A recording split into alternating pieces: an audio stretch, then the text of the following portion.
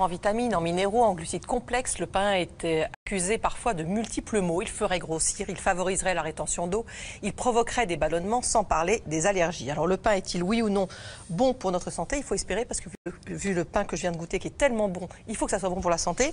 Que contient-il? Comment le choisir? Pour en parler, deux experts, le docteur Jean-Michel Boris, médecin nutritionniste, bonjour. Bonjour. Et puis Christophe Vasseur, bonjour. Bonjour. Artisan boulanger à Paris et criminel, parce que c'est monstrueux tellement c'est bon. Vous avez une démarche assez particulière et vous nous direz pourquoi. Parce que vous produisez peu de pains différents, vous concentrez sur 3 sortes et on va en parler dans quelques instants. Non, ça ne donne pas spécialement de ballonnement. Donc, là aussi, tout dépend de la qualité du pain. Et je pense une fois de plus, on va à chaque fois revenir là-dessus. Les ingrédients qui sont mis, la manière dont c'est préparé, la manière dont c'est cuit, c'est quelque chose de fondamental pour les implications santé. Ce qui rend le pain digeste, c'est le temps de la fermentation. Le drame aujourd'hui, c'est que l'immense majorité des boulangers ne font plus fermenter leur pâte assez longtemps. Et résultat, le pain, la molécule de gluten qui est à l'intérieur, n'a pas eu le temps d'être dégradée par la fermentation. Mais à partir de 12-15 heures de fermentation, vous avez un pain qui est totalement digeste, que ce soit un pain au levain, un pain complet ou un pain blanc. Donc il faut interroger son boulanger et dire, vos pâtes, elles ont pointé combien de temps avant que vous les cuisiez? Alors on a une question aussi là-dessus, qui ressemble, Christophe, qui nous dit des reportages récents mettent en évidence des pratiques de supermarché chez le boulanger de quartier. Comment faire la différence? Alors on lui demande effectivement combien de temps ça fermente, mais comment on fait la différence?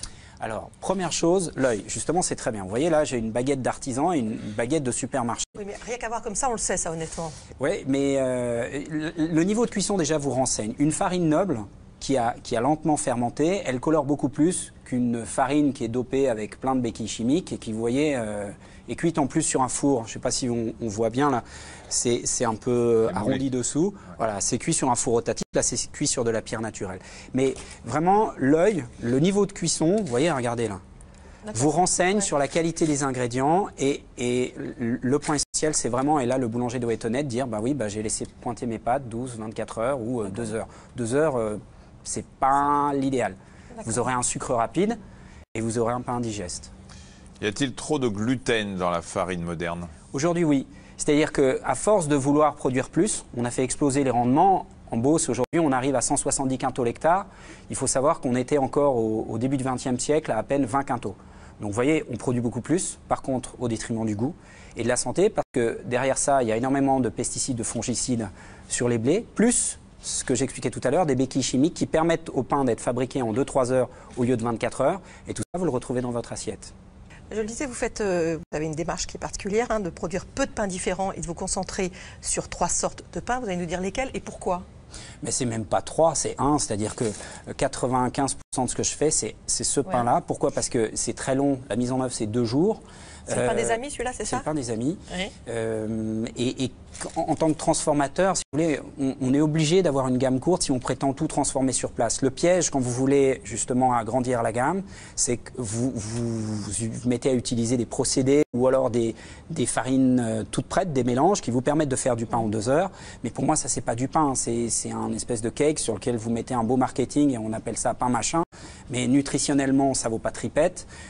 C'est cher pour ce que c'est et je suis désolé, le consommateur est trompé là-dessus. C'est pas l'essence de l'artisan. L'artisan, c'est un homme ou une femme qui prend de la matière première noble, la transforme à son image, selon sa sensibilité, ses idées, et on fait un produit unique. Après, on peut débattre de est-ce que c'est bon, c'est moins bon, mais au moins il est singulier ce produit. Et donc une gamme courte. Comment on conserve au mieux? Alors, ce que j'ai trouvé personnellement, on me disait le linge, la boîte, etc. Ouais. Le papier. Ouais. Dans le papier. Et on le coupe qu'au fur et à mesure? Vous le coupez au fur et à mesure. Il se conserve celui-là 4 jours dans du papier. Bon, vous pouvez le mettre au congélateur. N'importe quel beau produit au congélateur, que ce soit la viennoiserie ou du pain, supporte 2-3 semaines, pas au-delà. Après, le froid négatif a tendance à complètement dégrader la structure. Mais voilà, sac papier, très bien. Et mon rédacteur en chef, le cher Benoît Thévenet, me dit qu'on dit que le pain au levain, parfois, il faut le mettre en bas du frigo. C'est vrai ou pas? Parce que la température est un peu plus faible et que le levain, quand il est vraiment fait avec du levain naturel, continue à fermenter même quand le pain est cuit. Donc vous pouvez rapidement avoir un niveau d'acidité qui peut être un peu insupportable. Ouais. Moulin des Moissons à Gros-Rouvre dans les Yvelines. Ici, on fabrique du pain en famille. Émile, le fils aîné, est boulanger. Jules, le benjamin, s'occupe de la vente. Quant à leur père Marc, il se charge de la partie meunerie. Tous sont issus d'une lignée d'agriculteurs céréaliers. Ensemble, ils fabriquent du pain artisanal. Et tout commence dans les champs. Moi, j'en J'ensemence 4 variétés de blé différents que je sélectionne non pas pour leur capacité à faire du rendement, mais pour leur capacité à faire du bon pain. Après la moisson, le blé est stocké en vrac. Une fois refroidi, nettoyé et trié, direction la meunerie pour être écrasé. Ça c'est du blé qui sort de nos stocks. Le blé passe au travers entre les meules de pierre et les meules de pierre, elles écrasent bien le produit. Donc on récupère ce produit-là. C'est-à-dire ça, finalement c'est de la farine complète. Il y a tout dedans. Il y a de la farine, il y a du son, il y a le germe du blé, très important. Hein. Tout est là. Pour fabriquer la farine semi-complète, le blé doit passer dans 3 meules de pierre et au travers de ce tamiseur. Vous avez l'ensemble des farines qui sous pneumatique, hein, ça circule toujours comme de l'eau, hein, qui s'échappent, qui montent au grenier et ça redescend dans la mélangeuse où on brasse, où elles sont bien brassées pour bien homogénéiser les farines qui viennent des 3 meules différentes. Ces farines sont ensuite mises en sac et reposent 1 mois sur des palettes avant de pouvoir être utilisées pour le pain. Première étape de la fabrication, le pétrin. On y verse la farine, le levain, du sel et de l'eau. L'eau est très importante parce qu'en fait, pour qu'une pâte fermente convenablement, il faut qu'elle soit à une certaine température à la fin du pétrissage. Elle faut qu'elle soit entre 23 et 24 degrés pour qu'elle fermente convenablement. Après 30 minutes de pétrissage, la pâte à pain est prête. Voilà, donc là, le pétrin est terminé. Donc on prend la température de la pâte. Elle est à 23,8, c'est parfait, entre 23 et 24. On regarde si la pâte est bien pétrie. Donc on prend un échantillon. Et il ne faut pas qu'elle se déchire. Il faut presque que je vous vois dedans. Et ça signifie que le réseau glutineux est bien formé, que la pâte est pétrie convenablement. Et vous voyez, je peux l'étirer. Bon, il y a un moment, elle va se déchirer. Hein. Mais je vous vois dedans presque. Ici, on façonne le pain à la main. Puis il est placé dans une chambre de fermentation entre 10 et 16 heures. Le lendemain, il peut enfin être enfourné. On a le pain qu'on vend le plus, qui est l'oreiller, voilà, qui sont dans le four et qui sont en fin de cuisson. On doit en avoir aussi un peu en bas, un peu moins cuit. Une dernière petite vérification. Voilà, ça sonne creux, c'est bon, c'est bien cuit, Massimo, vous pouvez y aller. Direction la boutique. En plus de vendre aux restaurateurs et sur les marchés, Émile et Jules ont ouvert il y a 3 ans leur propre boulangerie à Paris. Donc notre produit phare, c'est ce qu'on appelle le petit oreiller. Et la vraie particularité par rapport aux autres produits, c'est vraiment qu'ils fermentent un peu plus longtemps. Il y a plus de mie. Les farines semi-complètes qu'on utilise, c'est quand même des mie qui sont assez serrées. Mais tout notre travail, c'est d'avoir une mie qui est quand même un peu aérée. Et on arrive à avoir un peu d'alvéole, vous voyez. Vous arrivez à garder la légèreté d'un pain blanc, mais vous avez tous les apports nutritionnels d'une farine complète. Qu'il soit complet, aux figues ou aux noix, chez les Vignicourt, le pain, c'est avant tout une histoire de famille. En fait, quand on va chez le boulanger, maintenant, il faut prendre le pain et puis cogner dessus pour voir si s'il est humide ou pas, quoi. Ouais, non, parce que de toute façon, il y a des gens qui préfèrent manger du pain pas trop cuit. Bon, ce qui pour moi n'est pas forcément le mieux, puisque la croûte concentre 80% des arômes du pain, donc c'est dommage de. Mais après, vous avez des gens qui préfèrent quand c'est un peu blanc. Bon, là-dessus. Et quand vous cognez, alors? Mais nous, c'est pour savoir si le niveau de cuisson est bon ou pas. Ça, je vous dis, ça nous renseigne sur l'humidité résiduelle à l'intérieur du pain, parce qu'on pourrait planter un couteau, mais ça ferait des ordres. Donc en faisant ça, ça fait moins si c'est cuit ou pas. Là, la baguette, vous l'avez faite pour nous. Pourquoi? J'en fais encore un tout petit peu. Oui, mais pourquoi un tout petit peu? Pourquoi vous privilégiez le... Tout simplement parce que le client aujourd'hui me demande ça et plus ça. C'est-à-dire qu'une fois qu'on a retrouvé le bonheur de manger des pains bien cuits, avec une croûte épaisse alors que c'est la même pâte, hein, là. Oui, d'accord. C'est juste la cuisson. Là, il y a 1 heure de cuisson, là, il y a 22-23 minutes de cuisson. Et ça ne donne pas du tout les mêmes arômes. Mais voilà, je pense que le client qui a goûté ça l'adopte. Le retour à... Je ne sais pas, en tout cas, la palette aromatique est beaucoup plus vaste, c'est beaucoup plus subtil, alors qu'une fois de plus, c'est exactement la même pâte que j'utilise là et là. Que valent les céréales que l'on trouve dans les pains spéciaux, demande Simon? Ça dépend justement de ces céréales. Les pains spéciaux, il faut savoir qu'aujourd'hui, la facilité a poussé les boulangers à utiliser des mix, donc des sacs où vous avez tout dedans, vous avez le levain dévitalisé, vous avez même le sel, il n'y a plus qu'à mettre de l'eau. Le principe, c'est faire un cake, vous pétrissez ça très vite à grande vitesse. 2 heures après, ça peut aller au four. Et ça, d'un point de vue nutritionnel, c'est une catastrophe, puisque d'abord, ce sont des blés qui ont été traités. Il y a beaucoup de chimie à ajouter justement pour aller aussi vite. Et comme c'est fait en 2 heures, ça n'a pas eu le temps de reposer assez pour que le gluten soit complètement dégradé, donc indigeste, donc tout faux. Le pain est-il déconseillé pour un diabétique ? Alors, le pain n'est pas déconseillé pour un diabétique, mais là encore, tout dépend du pain et de ce qu'on appelle l'index glycémique, c'est-à-dire la capacité à faire monter le taux de sucre.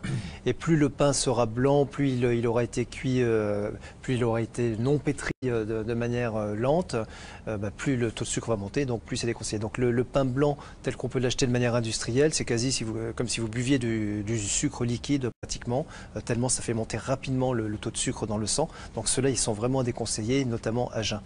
Donc on privilégie les pains complets, on privilégie les pains aux fibres, on privilégie les pains qui ont cuit correctement, donc avec le levain correct. Et pour le diabétique, notamment le matin à jeun, moi ce que je leur conseille, c'est de prendre du pain complet avec une matière grasse dessus, parce que ça diminue l'index glycémique. Donc soit du beurre, soit du fromage, mais en tout cas ça permet de goûter le pain et sans avoir d'inconvénients. Il y a un dernier point sur l'indice glycémique. Ce qui fait chuter l'indice glycémique, ce qui fait transformer la farine, qui est à l'état brut est un sucre rapide en sucre lent, c'est une fois de plus le temps. La clé est vraiment là, à la fois pour la digestion et aussi pour les diabétiques et tout le monde. Ce pain, après 24 ou 48 heures de fermentation, est devenu un sucre lent, donc très bon pour votre santé. Là encore à son boulanger, quoi. Alors que, voilà, la même pâte mise au four au bout de 2 heures. C'est quoi l'intérêt de n'attendre que 2 heures? Parce que de toute façon, le pain, il faut en faire tous les jours pour un boulanger. C'est la pression, je pense, sociétale, qui consiste à dire que le temps, c'est de l'argent et qu'il faut toujours aller de plus en plus vite. Et dans l'agriculture, dans les métiers de transformation comme nous, on fait de l'alimentation, je suis désolé, le temps c'est la clé du goût et de la santé. Et ça on l'a oublié, ce qui fait qu'un poulet a été élevé, nourri correctement, abattu au bout de 120 jours et non pas de 24 jours en batterie, c'est le même principe. À force de vouloir aller trop vite, on sacrifie notre santé et ça moi je suis pas d'accord. N'est-il pas dangereux de manger du pain trop cuit, voire brûlé à cause de la présence d'acrylamide? Absolument. Alors, très bonne question. J'ai fait le test. C'est Hélène qui l'a posé. Ouais, parce que vous voyez, ça, par rapport à ça, moi, je me suis dit, ça se trouve, ok, mon pain, il est sain, il se digère très bien, mais j'empoisonne des gens avec l'acrylamide, qui, pour ceux qui ne savent pas, est une substance cancérigène. Sauf que le rapport d'analyse, qu'est-ce qu'il dit? C'est que là-dedans, par rapport à là, j'ai 4 fois moins d'acrylamide. Vous voyez le niveau de cuisson, 4 fois moins. Hein. J'ai le dossier chez moi, je vous le montre quand vous voulez. Pourquoi? Parce que comme justement ces sucres sont des sucres lents avant de rentrer en cuisson, alors que là c'est des sucres rapides, effectivement on développe beaucoup plus d'acrylamide avec une baguette qui paraît pas cuite où on dit bah non mais ça c'est pas cancérigène, et alors que là oui.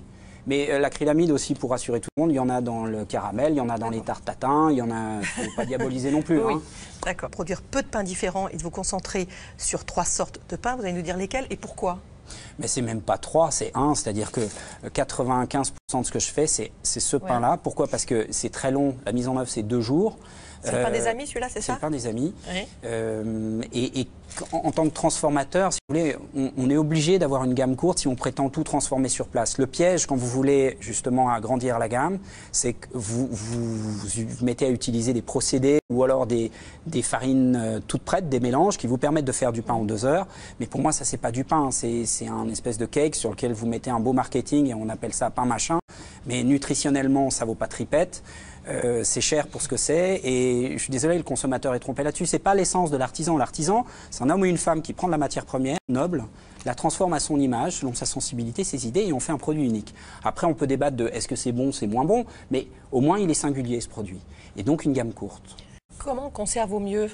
Alors, ce que j'ai trouvé personnellement, on me disait le linge, la boîte, etc. Ouais. Le papier. Ouais. Dans le papier. Et on le coupe qu'au fur et à mesure? Vous le coupez au fur et à mesure. Il se conserve celui-là 4 jours dans du papier. Bon, vous pouvez le mettre au congélateur. N'importe quel beau produit au congélateur, que ce soit la viennoiserie ou du pain, supporte 2-3 semaines, pas au-delà. Après, le froid négatif a tendance à complètement dégrader la structure. Mais voilà, sac papier, très bien. Et mon rédacteur en chef, le cher Benoît Thévenet, me dit qu'on dit que le pain au levain, parfois, il faut le mettre en bas du frigo. C'est vrai ou pas? Parce que la température est un peu plus faible et que le levain, quand il est vraiment fait avec du levain naturel, continue à fermenter même quand le pain est cuit. Donc vous pouvez rapidement avoir un niveau d'acidité qui peut être un peu insupportable. Ouais. Moulin des Moissons à Gros-Rouvre dans les Yvelines. Ici, on fabrique du pain en famille. Émile, le fils aîné, est boulanger. Jules, le benjamin, s'occupe de la vente. Quant à leur père Marc, il se charge de la partie meunerie.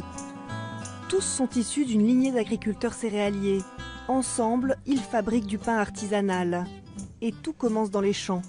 Moi, j'ensemence 4 variétés de blé différents que je sélectionne non pas pour leur capacité à faire du rendement, mais pour leur capacité à faire du bon pain. Après la moisson, le blé est stocké en vrac. Une fois refroidi, nettoyé et trié, direction la meunerie pour être écrasé.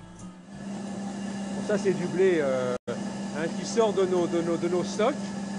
Le blé passe au travers entre les meules de pierre et les meules de pierre, elles écrasent bien le produit. Donc on récupère ce produit-là. C'est-à-dire ça, finalement, c'est de la farine complète. Il y a tout dedans. Il y a de la farine, il y a du son, il y a le germe du blé, très important. Hein. Tout est là. Pour fabriquer la farine semi-complète, le blé doit passer dans 3 meules de pierre et au travers de ce tamiseur. Vous avez l'ensemble des farines qui sous pneumatique, hein, ça circule toujours comme de l'eau, hein, qui s'échappent, qui montent au grenier et ça redescend dans la mélangeuse où on brasse, où elles sont bien brassées pour bien homogénéiser les farines qui viennent des 3 meules différentes. Ces farines sont ensuite mises en sac et reposent 1 mois sur des palettes avant de pouvoir être utilisées pour le pain. Première étape de la fabrication, le pétrin. On y verse la farine, le levain, du sel et de l'eau. L'eau est très importante parce qu'en fait, pour qu'une pâte fermente convenablement, il faut qu'elle soit à une certaine température à la fin du pétrissage. Elle faut qu'elle soit entre 23 et 24 degrés pour qu'elle fermente convenablement. Après 30 minutes de pétrissage, la pâte à pain est prête. Voilà, donc là, le pétrin est terminé. Donc on prend la température de la pâte. Elle est à 23,8, c'est parfait, entre 23 et 24. On regarde si la pâte est bien pétrie. Donc on prend un échantillon. Et il ne faut pas qu'elle se déchire. Il faut presque que je vous vois dedans. Et ça signifie que le réseau glutineux est bien formé, que la pâte est pétrie convenablement. Et vous voyez, je peux l'étirer. Bon, il y a un moment, elle va se déchirer. Hein. Mais je vous vois dedans presque. Ici, on façonne le pain à la main. Puis il est placé dans une chambre de fermentation entre 10 et 16 heures. Le lendemain, il peut enfin être enfourné. On a le pain qu'on vend le plus, qui est l'oreiller, voilà, qui sont dans le four et qui sont en fin de cuisson. On doit en avoir aussi un peu en bas, un peu moins cuit. Une dernière petite vérification. Voilà, ça sonne creux, c'est bon, c'est bien cuit, Massimo, vous pouvez y aller. Direction la boutique. En plus de vendre aux restaurateurs et sur les marchés, Émile et Jules ont ouvert il y a 3 ans leur propre boulangerie à Paris. Donc notre produit phare, c'est ce qu'on appelle le petit oreiller. Et la vraie particularité par rapport aux autres produits, c'est vraiment qu'ils fermentent un peu plus longtemps. Il y a plus de mie. C'est les farines semi-complètes qu'on utilise, c'est quand même des mie qui sont assez serrées. Mais tout notre travail, c'est d'avoir une mie qui est quand même un peu aérée. Et on arrive à avoir un peu d'alvéole, vous voyez. Vous arrivez à garder la légèreté d'un pain blanc, mais vous avez tous les apports nutritionnels d'une farine complète. Qu'il soit complet, aux figues ou aux noix, chez les Vignicourt, le pain, c'est avant tout une histoire de famille. En fait, quand on va chez le boulanger, maintenant, il faut prendre le pain et puis cogner dessus pour voir si s'il est humide ou pas, quoi. Ouais, non, parce que de toute façon, il y a des gens qui préfèrent manger du pain pas trop cuit. Bon, ce qui pour moi n'est pas forcément le mieux, puisque la croûte concentre 80% des arômes du pain, donc c'est dommage de. Mais après, vous avez des gens qui préfèrent quand c'est un peu blanc. Bon, là-dessus. Et quand vous cognez, alors? Mais nous, c'est pour savoir si le niveau de cuisson est bon ou pas. Ça, je vous dis, ça nous renseigne sur l'humidité résiduelle à l'intérieur du pain, parce qu'on pourrait planter un couteau, mais ça ferait des ordres. Donc en faisant ça, ça fait moins si des c'est cuit ou ordres. pas. Là, la baguette, vous l'avez faite pour nous. Pourquoi Je l'ai à 4 jours dans du papier. Bon, vous pouvez le donc. mettre au congélateur. N'importe quel beau produit au congélateur, que ce soit la viennoiserie ou du pain, supporte 2-3 semaines, pas au-delà. Après, le froid négatif a tendance à complètement dégrader la structure. Mais voilà, sac papier, très bien. Et mon rédacteur en chef, le cher Benoît Thévenet, me dit qu'on dit que le pain au levain, parfois, il faut le mettre en bas du frigo. C'est vrai ou pas? Parce que la température est un peu plus faible et que le levain, quand il est vraiment fait avec du levain naturel, continue à fermenter même quand le pain est cuit. Donc vous pouvez rapidement avoir un niveau d'acidité qui peut être un peu insupportable. Ouais. Moulin des Moissons à Gros-Rouvre dans les Yvelines. Ici, on fabrique du pain en famille. Émile, le fils aîné, est boulanger. Jules, le benjamin, s'occupe de la vente. Quant à leur père Marc, il se charge de la partie meunerie. Tous sont issus d'une lignée d'agriculteurs céréaliers. Ensemble, ils fabriquent du pain artisanal. Et tout commence dans les champs. Moi, j'ensemence 4 variétés de blé différents que je sélectionne non pas pour leur capacité à faire du rendement, mais pour leur capacité à faire du bon pain. Après la moisson, le blé est stocké en vrac. Une fois refroidi, nettoyé et trié, direction la meunerie pour être écrasé. Ça, c'est du blé qui sort de nos stocks. Le blé passe au travers entre les meules de pierre et les meules de pierre, elles écrasent bien le produit. Donc on récupère ce produit-là. C'est-à-dire ça, finalement, c'est de la farine complète. Il y a tout dedans. Il y a de la farine, il y a du son, il y a le germe du blé, très important. Hein. Tout est là. Pour fabriquer la farine semi-complète, le blé doit passer dans 3 meules de pierre et au travers de ce tamiseur. Vous avez l'ensemble des farines qui sous pneumatique, hein, ça circule toujours comme de l'eau, hein, qui s'échappent, qui montent au grenier et ça redescend dans la mélangeuse où on brasse, où elles sont bien brassées pour bien homogénéiser les farines qui viennent des 3 meules différentes. Ces farines sont ensuite mises en sac et reposent 1 mois sur des palettes avant de pouvoir être utilisées pour le pain. Première étape de la fabrication, le pétrin. On y verse la farine, le levain, du sel et de l'eau. L'eau est très importante parce qu'en fait, pour qu'une pâte fermente convenablement, il faut qu'elle soit à une certaine température à la fin du pétrissage. Elle faut qu'elle soit entre 23 et 24 degrés pour qu'elle fermente convenablement. Après 30 minutes de pétrissage, la pâte à pain est prête. Voilà, donc là, le pétrin est terminé. Donc on prend la température de la pâte. Elle est à 23,8, c'est parfait, entre 23 et 24. On regarde si la pâte est bien pétrie. Donc on prend un échantillon. Et il ne faut pas qu'elle se déchire. Il faut presque que je vous voie dedans. Et ça signifie que le réseau glutineux est bien formé, que la pâte est pétrie convenablement. Et vous voyez ?